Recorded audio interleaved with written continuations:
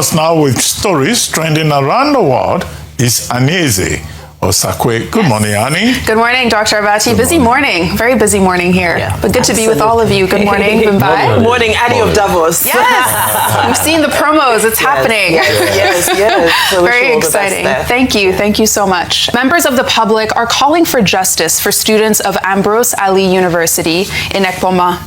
These calls come after a new video emerged on Monday that shows a group of students cramped in the back of a truck being taken to Ubiaja prison. Now, earlier on Monday, a Benin High Court ordered them to the jail, saying that they were part of a group of people behind protests that turned violent on Saturday against the state's consistent insecurity. Let's take a look. Asiwaju, President of Nigeria.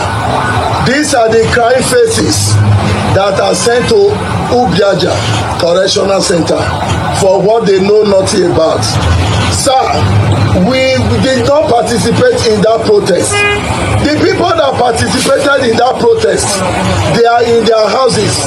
They are walking freely on the streets and nothing happened to them. Sir, we are begging you. We are being punished for what we know nothing about. Sir, we are your children. We are your children, sir. Please have mercy on us. Now, authorities were said to have arrested these students from their dorms or their hostels while they were sleeping around 3 a.m. early on Sunday morning. A lot of the students who were arrested say they weren't even involved with the protests. But then, overnight, Edo State Police released their own statement emphasizing that no peaceful protester was arrested. In their post on X, they say that 52 people suspected to have participated in violent acts of vandalism, assault, causing disorder, and undermining public safety were arrested. The arrested hoodlums also allegedly forcibly entered the palace of His Royal Highness Anthony Ehizioge Abumere, assaulting him and his wife while they destroyed his property. Contrary to claims circulating on social media, the police guarantees that no peaceful protester was arrested, but were rather charged to go home and maintain the peace. But meanwhile, Governor Monday Okpebolo, in his own post on his X profile on Monday, said the safety of Edo people is his #1 priority. He stated that he hears the voices of the people, that he's committed to taking decisive action, and that he will not relent until safety is fully restored. Either way, people in Edo State are angry. One layer of it is due to the insecurity and the abductions, and now we have a second layer, which is because of how Ambrose Alli University students are being treated. And Dr. Abati, I'll come to you on this. I mean, a lot going on in Edo State, and now there's so much public uproar because of this video regarding, the students. Okay, very briefly. Yesterday, you brought a video about a man, I think, who was kidnapped as he was entering his house. And there have been reports of, all kinds of kidnapping incidents in Edo State, on the basis of which people living in the Ekpoma area decided to protest. Now, every citizen is entitled to state protection. Every citizen is entitled to security. We have seen the exasperation on the part of average citizens of Nigeria, reacting against the fact that life has become very short. Nobody is safe. Even if you are sleeping in your home, you could be kidnapped. And it affects all categories of citizens. So the main issue here is insecurity in Edo State. Now, these students were arrested, in the early hours of the day on the grounds that, they were guilty of malicious damage and also armed robbery. And the students, their main defense is that, one, they are not even involved in the protest. That if any protest occurred, that protest was hijacked by hoodlums. And it was, these hoodlums who were responsible for whatever damage and acts of violence that may have attended the protest. The third point is that protest is a legitimate right under the Constitution. The people have the right to express themselves as long as they are not violent. But here in this case, these students were rounded up and taken to the court, and the court has now remanded them in prison. Ubiaja Correctional Centre, you called it. we can only demand a number of things. One, that there must be fair hearing. Two, they are entitled to bail. That should also be granted. They should not become awaiting trial persons in whatever correctional center that they have been detained at. And of course, their right to defense must also be respected. Yeah. Understandably, the parents are unhappy, they are grieved. You could see the family members there, also lamenting. But what is important is that this kind of situation is preventable. And it is for government to play its part of making sure that this country is safe for everybody, as President Tinubu has promised again and again. Nobody should have to go and, protest on the street or be accused of malicious damage or acts of violence just because people do not feel safe. That is the major point. We all need to be safe. Whether we are in Ogidi or we are in Abeokuta, or where is that your village? Odobolu? Standard. This Everyone is the should point. feel safe. Yes. You don't have a village? Oh, yes, I do. Odupani. Odupani, whether it's in Odupani. I think the part of the story we are missing is the way the security forces reacted to the protest. So there's a story of Osage Abraham, 32-year-old, that is currently receiving treatment at Eromele Medical Center in Ekpoma because he was shot by a military officer during the protest. The question is, since NSAS, the likes of Femi Falana-Essien has always spoken about the fact that Nigerian police lacks the capacity and our security forces lacks capacity to be able to handle protest. One would have thought, how did they handle the protest? Were they water cannons? I'm definitely sure there was no water cannons. What were the other methods they used to be able to quell the protest? Why will you resort to the use of live rounds being fired? You see, when we say Nigeria happened, what we are just saying is a system defect and a system error. But you see, the emergency lovers of Nigeria that do not understand system engineering will say we are demarketing Nigeria. And that's why the delusion is on them. Why is it that most protests we have in the first place results in this? Secondly, what are they protesting for? Insecurity. I have crisscrossed that area from Irua to Ubiaja to up the way to Ikeke. Across that axis, and there's massive level of insecurity. I used to travel around that area before. Today I can't try it again without police escort. Not just 1 or 2 or 3 vans of police. It's not today they've been protesting around that Ubiaja, Ekpoma, Irua area. In fact, women have come out to protest. When the governor got in there, there were protests. They've been protests, but till today they've not been able to find a solution. The question you should ask is, why is it that the police does not respond on time to bring people that are kidnapped back home? You saw the story of the video of the man that was kidnapped in his home. Why has the police not made effort? Why has the military not made efforts? We are so quick. You can see how funny Nigeria has become. We are quick to arrest protesters that protest against insecurity that the government can't solve, while the bandits, we negotiate with them. The states, like Katsina State, negotiate with the criminals. When 16 hunters were killed, the governor of Edo State was quick to go and do commiserations in Kano.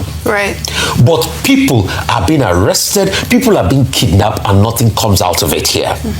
So it's a consistent effort, and you cannot ensure, and you cannot tell the people not to pray, because they will still protest more, and the students of Ekpoma will still protest more, except that level of insecurity stop. But it's not stopping anytime soon, because the authorities are not responding to the issue. There are many cases. Look at the case of the couple kidnapped. That case is still there. Only, I think the wife has been released. The husband had to sell his home. People are now selling their homes to raise ransom. And this is happening. We've talked about kidnappings and abductions in Edo State so many times, so now these calls are just growing louder and louder. From Edo State, let's now head to politics in Rivers State, where in a new video, 2 lawmakers beg their colleagues to reconsider moving forward on impeachment proceedings against the state governor, Siminalayi Fubara. Now, this video, released on Monday, features the House Minority Leader, Sylvanus Nwankwo, alongside Peter Abe of Degema State constituency, holding a press conference in Port Harcourt, saying that while they think Governor Fubara did infringe on the Constitution, impeachment isn't necessarily the way forward. Let's watch. We have called this press conference to appeal to our fellow colleagues to tamper justice with mercy and to see how we can resolve this matter apart from the impeachment proceedings. We are begging, calling our colleagues to reconsider our step and see how this matter can be resolved amicably, even though the governor and the deputy governor has infringed on the constitution, but we are appealing on them to reconsider our stance. We, as people, as members of the 10th Assembly, we want to plead with our colleagues to please reconsider. This, we have received calls from leaders, from people in River State, outside River State, and we see that you don't raise the axe and swing it as you raise it. So we plead with our colleagues to reconsider. Now, I'll just take a quick reaction before coming to you, Vimbai. ISIP says, this is what happens, and this is a tweet, when public pressure meets political reality, when the people speak loudly enough, even the most calculated plots start to crack. River State is watching, Nigeria is watching, and history will remember who stood with democracy and who tried to trade the people's mandate for personal interest. Power belongs to the people, not backroom deals. Now, all of this comes as we're also getting new reports that as of now, Governor Fubara has yet to receive an official impeachment letter. Vimbai, give us a reality check on the significance of the fact that we're getting these two lawmakers come to speak out. Is this U-turn something to be expected? Should we be surprised? What's going on? Well, when the news broke that the impeachment proceedings had begun and this process had been launched in the River State House of Assembly, one of the things I had said is, well, I just looked at the statistics over the years. We've had over 170 governors since 1999. In those 176 have been involved in impeachment proceedings, but only 2 have been permanently impeached. Without looking at the intricacies and the different details and the different circumstances, just statistically, the chance of Governor Fubara being impeached is 1% if we take history as an antecedent. That's number one. Number 2, it was always going to be clear that there are so many, as Rufai would say, hegemonic powers involved here, that one move was going to be checked by a response. There's no way they will do such a thing and he will just sit quietly somewhere and take it. So now we're starting to see the power play. We're seeing organizations such as PANDEF also coming in to try and resolve this issue amicably. We're also seeing the creation of a committee that's supposed to be a reconciliation committee who are saying that, well, they believe that they have the ears of both parties involved and that whatever settlement is reached will be adhered to. In the past, we saw that the elders of River State were unable to create any lasting peace. So now we are seeing some of the assembly members, well, we don't know who has appealed to them to make this U-turn. Some are even going as far as saying the presidency has waded in on this issue and has said that the process should be stopped. However, Dr. Enemi George, he was the chairman of the House Committee on Information and Petitions, is saying that, number one, he is doubling down on the fact that Fubara has been served. Other reports are saying that he had traveled, and then after traveling, he went to Abuja, so that he hasn't been physically in the state for him to be able to be served. That's what other reports are saying. Other reports, also from Dr. George, are saying that beyond what we're seeing here, that there are threats, that they've been told that the courts are going to be weaponized, that there's an ex parte order that's going to be issued to stop the impeachment process. That's them, sort of raising alarm of what they think will happen next. But at the core of this, I think, is a negotiation that's going to take place. We know that there are 2 individuals who want something out of this, the sitting governor and the former governor. It's now going to be a question of when they sit down at the table, will everybody be able to get their own piece of the pie? Highly unlikely, because it seems that what Governor Nyesom Wike wants is being regarded as an overreach by the person currently in power. We listened to former Governor Ayo Fayoshe this morning saying, well, the person who put you there, you should always be submissive to that person. You should always be grateful and appreciative. That's what they say in the political circles. But we here are looking for an accountable democracy. And we're saying that when somebody is in office, that person should be allowed to function and operate not to the whims of a godfather, but to the good of the people. And the people of River State are ultimately those who are suffering most from this entire debacle. Right. And that's one angle of it. The other angle, which we were sort of bantering about here before, before we started commenting on air, is that these allegations have been brought forward. 8 allegations of gross misconduct. Now, again, the commentary is saying that, temper peace. Impeachment should be a last resort constitutional remedy and not something that you throw around to try and sort of implement some type of show of power. However, other people are saying that the State House of Assembly is allowed to make allegations, and Governor Fubara does not operate under impunity, and he should be investigated, and that process should happen. So several chips falling, but ultimately, I don't think he will be impeached. I think there will be a peace, even though it may be peace of the graveyard, there will be a peace settlement reached. But 2027 is where the real cocoa of the matter will be played out. Absolutely. Before 2027 primaries, we'll know whether he's the man for the next second term or not. Very interesting. And as Mbai said, we'll keep talking about 2027, because now let's talk about the big question on former presidential candidate Peter-Obi's mind. Where is the President of the Federal Republic of Nigeria? It's also the title of a detailed post on X, where Obi wrote on Monday, where he highlights the fact that the president spent 196 days abroad in 2025. For context, that's more than half of the year outside Nigeria. Now, this is the tweet, and I'll read it in part. He says, "This lack of presence starkly contrasts with what we see in comparable developing nations where leaders step up in times of crisis. In Nigeria, after U.S. military strikes on our soil, our president remained silent. Instead of directly addressing the nation, Nigerians learned about these critical events from foreign media, from Americans, and vague communications from aides rather than from their own leader. Are we to believe that Nigeria is being governed, or is it merely being managed from elsewhere? Leadership isn't simply about issuing press releases. It's about standing before the people, engaging with them, and offering clarity. Nigerians are eager to hear from their president through direct media briefings. They deserve to understand the state of their country. In a time of crisis, the absence of leadership is not just troubling, it's perilous. Silence in the face of crisis is the loudest form of failure."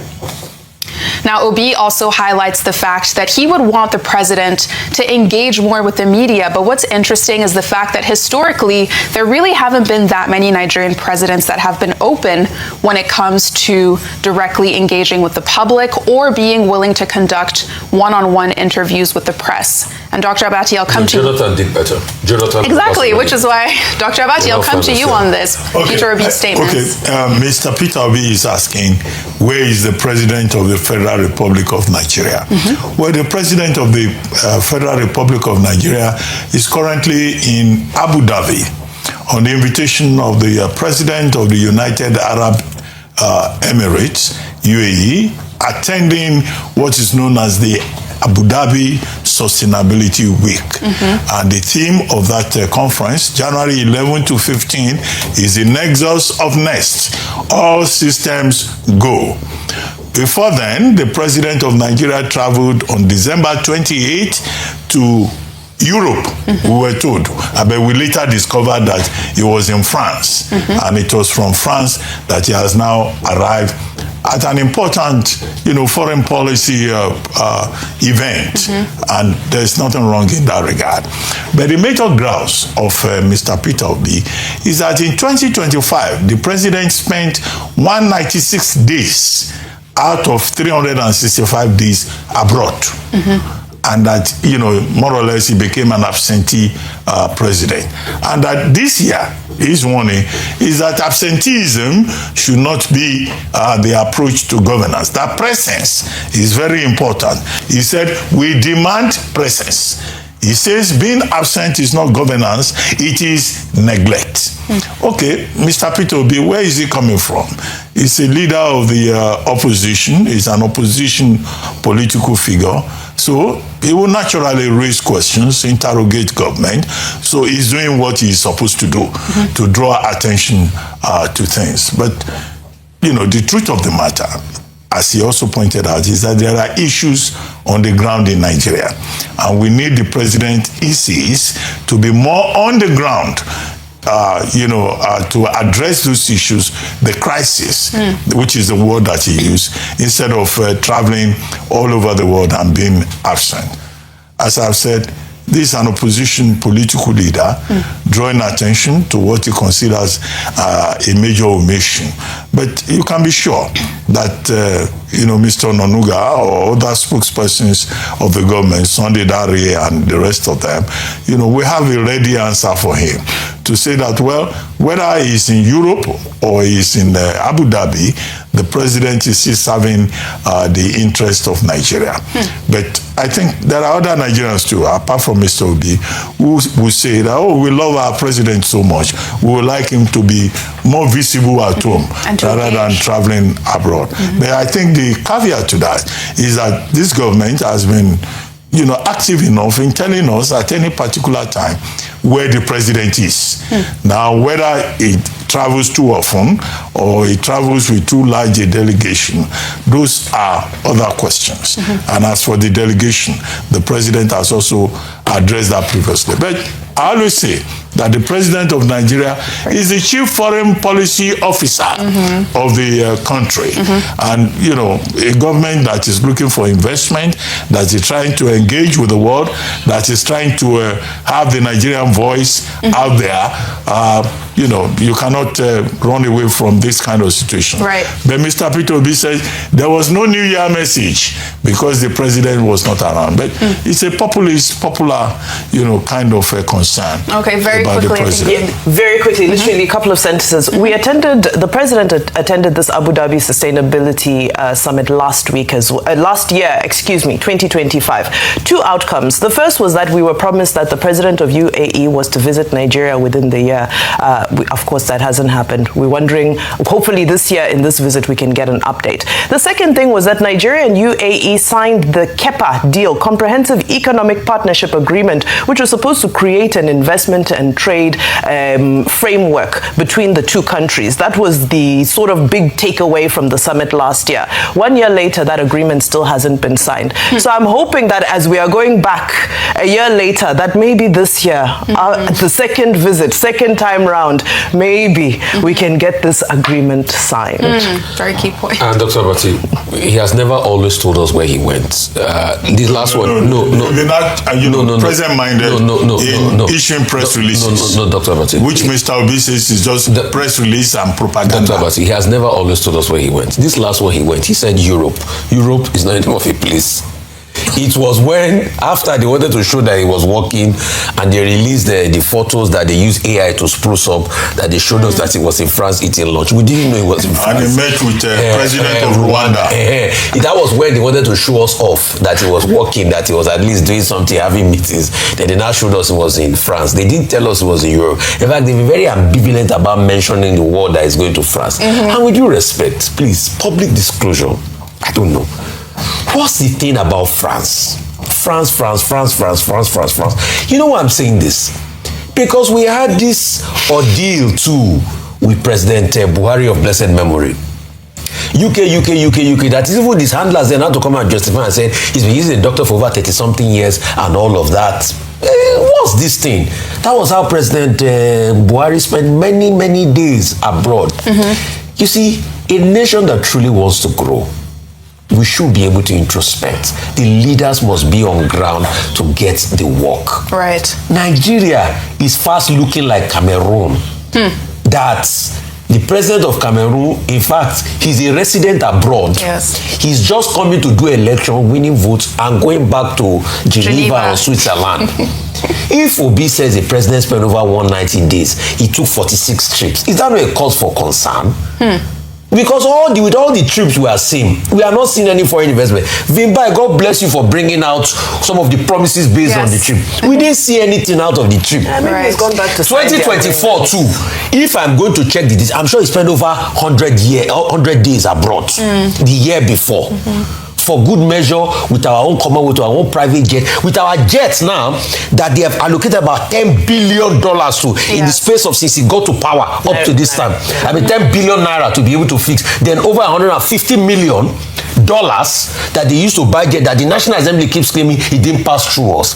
This is our own national commonwealth. Somebody should not use our own money, for sweatshop or something. Please, we should be realistic. All this job getting about, we should stay at home and get the job done. Vimbai say the agreement that was signed, we haven't seen the result. That's not the responsibility of the president. We have a Ministry of Foreign Affairs. I've said again and again on this table that Ministry of Foreign Affairs has lost most of its best hands. Its golden era has passed. When you sign an MOU, there are desk officers with assigned responsibilities who are supposed to follow through. It's not the president that will carry MOU and be pursuing it. That is the job of other officers. So that's how foreign policy works, either in Nigeria or elsewhere. Okay, thank you. So from there, let's head to Sokoto State, where a new video is circulating on social media, which emerged on Monday evening that shows a sizable group of residents of the Tidi Bale village in Isa local government area escaping to save their lives after the notorious terrorist leader Bello Turji announced his plans to control several villages in the state's eastern district. Now, in this video that will play now, dozens of people are seen carrying what looks like their life's belongings. And if we can pull up that video of cars and people carrying all of their belongings, all of which seem to be headed in the same direction. At one point, you can even see a military officer facilitating their escape, and a different village called Bargaja in the same local government area was also targeted days ago. And all of this is because of Turji, the bandit leader, stating his intent to dominate this region. Now, this video comes as the former governor of Sokoto State, Aminu Tambuwal, confirmed the fact that this mass movement of people and families in the state out of fear is happening as we speak. Tambuwal made these comments yesterday on Arise News Primetime with Charles Aniagolu. Let's watch. I said to be moving to the local government headquarters for fear of bandits attacking them in Sokoto State. Yeah, it's been happening randomly, not only in Isa, in Sabon Birni, in Goronyo. Even in my senatorial district in Shagari, we have had similar situation where most villages in Shagari local government left their villages and settled in Shagari township itself. And of course, it's been happening in Kebi, in Dangishuni, in Torita, in my own senatorial district. So it's correct that that we have that situation in Isa. And a number of local governments, including Rabah in Wurlo, in the eastern flank of the state. That information is correct. Yes, and I'll just quickly come to you on this, Rufai, because we have the former governor confirming the fact that this migration out of fear is happening. I mean, we know that Nigeria already has an internally displaced people problem, but now this video and the former governor are confirming it. You're telling me about it. I've been working with IDPs for over 10 years in partnership with CESO Foundation and my own outfits. I know the plight of IDPs. I work with them. There's a lot of loss. And where is the president? So you think these people, if they have the chance, they can go and sit in France and also have holiday? But the president is nowhere to be found. It's not a failure of government. When we say Nigeria has failed now, they think we are joking. Look at Bello Turji. Look at what he's doing. Till today, we've not been able to track him down. Look at the level of insecurity. Just yesterday, I was watching on Arise about Ubiaja now. Anyway, that one, kudos to the police. They said the police was trying to root them out. You know, they were having airstrikes against them. I think we reported and we commended them for. Because of that, those sleeper cells of the bandits, they came and there was a shootout for over 5 hours in Ubiaja town. But kudos to our valiant police and military forces in security. Look at Kwara. The other day we brought a picture of a woman protesting, and what happened? They were rounded up in front of the government house. Look at the insecurity in Kwara. Should I continue? Look at Ekpoma. Insecurity, parts of the north. Even look at up to parts of the south here. Cases of kidnapping and all of that. So, and you have a president of such a country, and his handlers will tell you he went to Europe. Because they can't mention that France, because they know when they mention France, we'll say, Otitu law. And the president of this same country, an airstrike happened. He couldn't even tell. Trump was even more proactive. Because people that are so quick to compare Nigeria, anyway, I don't even mind those ones that compare Nigeria with America. How many times have you seen Trump junketing around? How many times have you seen Trump junketing around? So, and in fact, I just checked for good measure. The first 17 months of the administration, he spent 124 days abroad. So plus this another, the last 1 year, that Obi is talking about 196 days. So 196 plus 124. November 2025. 196 plus 124. Do the maths. It's almost a year. So you can see what we are saying. Right. And when a leader is doing this, there are lacunas everywhere. When we say this, as we have said it now, the first thing his handlers will say is that at first we are enemies of Nigeria, we hate Nigeria, we are demarketing. Then the next thing they will start abuse. Like maybe it's the abuse that will capture Bello Tuji. Then Mr. Bayo Onanuga will now write bitter Obi. Bitter Obi is this, is that. I wish the abuse Mr. Bayo Onanuga abuse Peter Obi will capture Bello Tuji. I'll be happy and stop the insecurity. Right. On that note, let's now take our next report under milestones, where today we're remembering the life of Babatunde Akran, the Akran of Badagry, whose passing was announced on Monday at the age of 89. President Bola Ahmed Tinubu stated that he provided visionary and purposeful leadership for over 40 years, leaving a track record of harmony, tolerance, and prosperity for his people.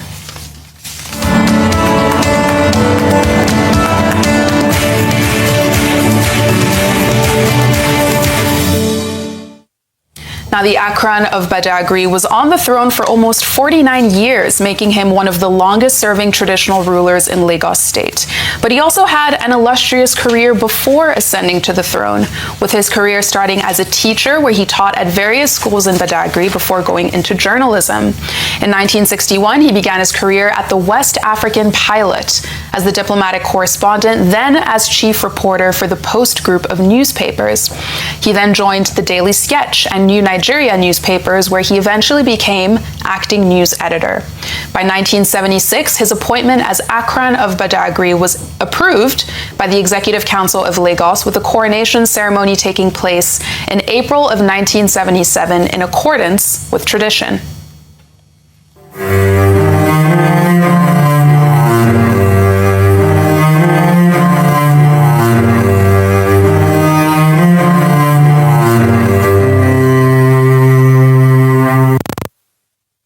May his soul rest in peace. And finally, let's take our good news report, where a Nigerian defense startup known as Terra Industries has just raised over $11 million, a step set to increase what it can provide as a defense company at such a critical time.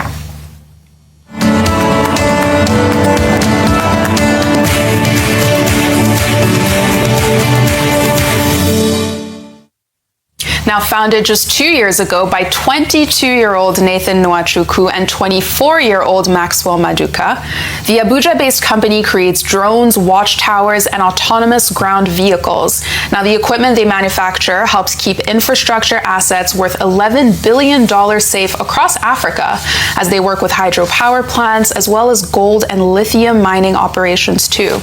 Now with this new funding, $11 million, the company plans to expand manufacturing even more by building more factories and hiring more people to boost production.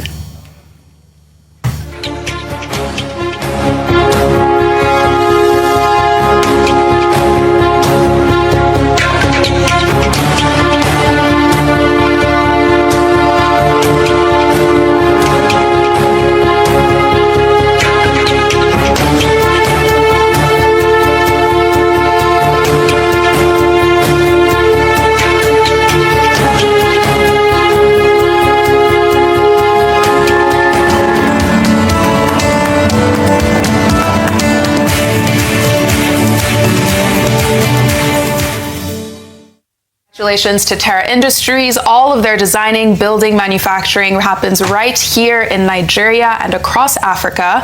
And they operate in such a critical industry, as we've all been talking about the challenges regarding security and insecurity. Congratulations to them. That's Nigeria happening in Yes. a good way. I like that. Absolutely. Nigeria. Brilliant minds. Nigeria is still the country where dreams come true. Absolutely. Yes. Yeah. Yes. Thank you very all. much.